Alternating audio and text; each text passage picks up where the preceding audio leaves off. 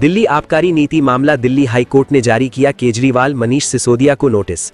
आबकारी नीति मामले में दिल्ली हाईकोर्ट ने आम आदमी पार्टी के राष्ट्रीय संयोजक और पार्टी नेता मनीष सिसोदिया को नोटिस जारी किया है। इस मामले में सभी 23 आरोपियों से सीबीआई की याचिका पर अपने जवाब दाखिल करने को कहा गया है। अगली सुनवाई 16 मार्च को होगी। सोमवार को सुनवाई करते हुए दिल्ली हाईकोर्ट ने सीबीआई और उसके जांच अधिकारी के खिलाफ ट्रायल कोर्ट की टिप्पणियों पर रोक लगाई।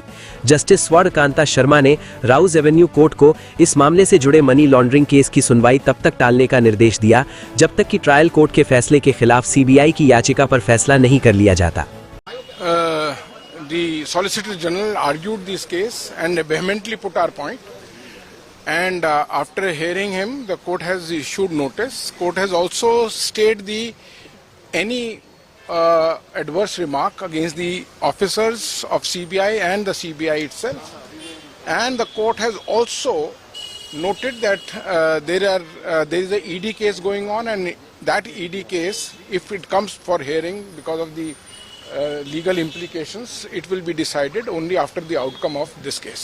Sir, the High Court, the Solicitor General told the High Court that it's a matter of national shame and it's a scam where the judgment was passed in just a few days, even after having a lot of material. If you could elaborate on the points that the I believe the learned Solicitor General has already put it very vehemently in the court, and I will not like to speak anything further in that. जश्न मनाने में भी जल्दी हुई है और मुझे लगता है कि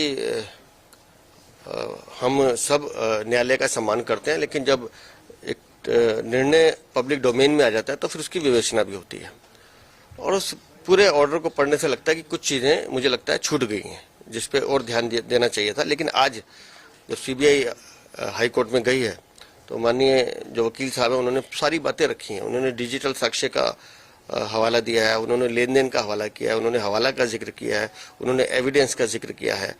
तो वो बातें ट्रायल कोर्ट में कैसे छूट गई, ये हैरानी की बात है।